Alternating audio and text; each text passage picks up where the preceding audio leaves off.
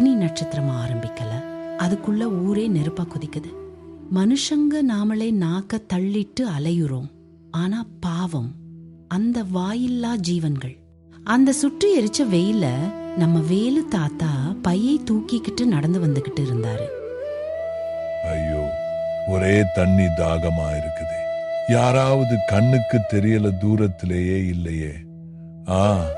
அங்க ஒரு பையன் இருக்கிறான், அவங்கிட்ட கேட்டு பாப்போம். தம்பி, கொஞ்சம் குடிக்க தண்ணி கிடைக்குமாப்பா? தொண்டை அப்படியே முள்ளு குத்துற மாதிரி வலிக்குது. இதோ தாத்தா, இந்தாங்க பாட்டில். எங்க இந்த வெயில்ல எப்படி நடையா நடக்கிறீங்க? வீட்டுல இருக்க வேண்டியது தானே? அப்பாடா, புண்ணியமா போகும் தம்பி.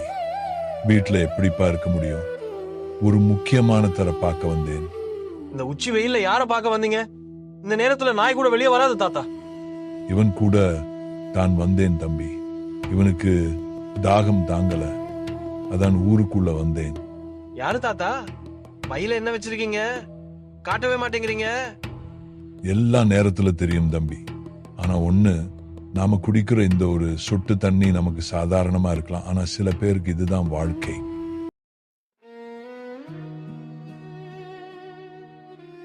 ஏன் தாத்தா, ஒரு குடம் தண்ணி எடுக்கவே 2 தெரு தள்ளி போறோம். இதுல இந்த நாய்ங்களுக்கு வேற தண்ணி வைக்கணுமா? சரோஜா, நாம வேணும்னா அழுதா ஒருத்தன் தண்ணி தருவான். இந்த மணி யார்கிட்ட போய் கேட்பான்? அதுக்குன்னு உங்க கஞ்சி தண்ணிய கூட அதுக்கு ஊத்துவீங்களா? நீங்க என்ன பெரிய கோடீஸ்வரரா? கோடீஸ்வரன் இல்லமா, ஆனா மனசு இருக்கு. இந்த குருவிங்க சத்தத்தை கேட்டுதான் நான் கண்ணு முழிக்கிறேன். அதுக்கு நான் செய்யற கைமாறு இது. ஊர்ல மனுஷங்களுக்கே தண்ணி இல்ல, நீங்க பண்றது வேடிக்கையா இருக்கு. வேடிக்கை இல்லமா, இது ஒரு கடமை. நாம எடுக்காத தண்ணி வீணாதான் போகுது. அதை இவங்க குடிச்சா என்ன குறைஞ்சிட போகுது? சரி தாத்தா, உங்க இஷ்டம். அப்புறம் உங்க உடம்பை பார்த்துக்கோங்க, வெயில் அதிகமா இருக்கு.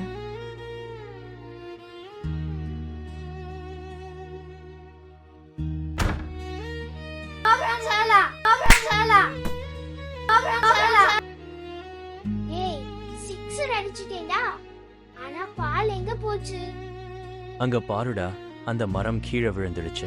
அட, அந்த குருவி கூட விழுந்துடுச்சு பாரு. விடுடா, அது வெறும் குருவி தானே. பாலோட தையல் பிரிஞ்சிருக்கான்னு பாரு முதல்ல. தம்பிகளா, நில்லுங்களா. அந்த குருவி குஞ்சுங்க கீழே விழுந்து தவிக்குது பாருங்க. போங்க தாத்தா, விளையாடுற நேரத்துல வந்துட்டு. அது செத்தா என்ன, இருந்தா என்ன? என்னடா இப்படி சொல்லிட்டீங்க? அந்த தரையை தொட்டு பாருங்க, நெருப்பா சுடுது. அதுங்க மேல பட்டு எவ்வளவு வலிக்கும். பாவம் தம்பிகளா, உங்களுக்கு விளையாடுறது பெருசு, இதுங்களுக்கு உசிறு பெருசு. மனசுல கொஞ்சம் ஈரம் வேணும்டா. தாத்தா, இப்ப சொல்லுங்க, அந்த பையில என்ன இருக்கு? ஏதோ ரொம்ப நேரமா மறைக்குறீங்க.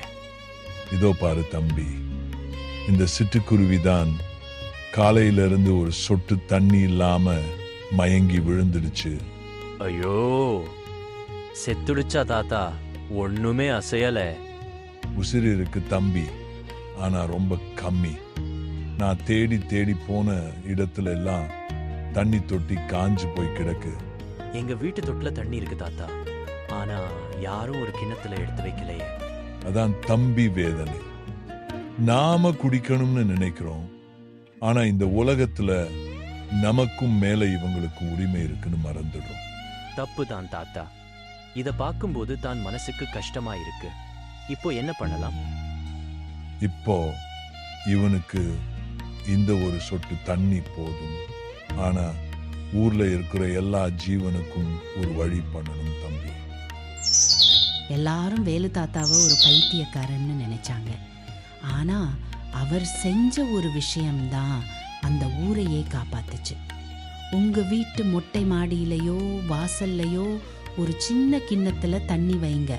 அந்த ஒரு சின்ன விஷயம் ஒரு பறவையோட உலகத்தையே மாத்தும். தாகம் எல்லாருக்கும் ஒண்ணுதான், ஆனா அதை தீர்க்கிறதுக்கு தான் மனுஷங்க நாம இருக்கோம். நீங்களும் உங்கள் வீட்டு வாசலில் பறவைகளுக்கு தண்ணீர் வைப்பீர்களா? ஆம் என்றால் கமெண்ட் செய்யுங்க. இந்த கதை பிடிச்சிருந்தா லைக் பண்ணுங்க, சப்ஸ்கிரைப் பண்ணுங்க. மேலும் இது மாதிரி கதைங்க பார்க்க பெல் ஐகானை கிளிக் பண்ணுங்க.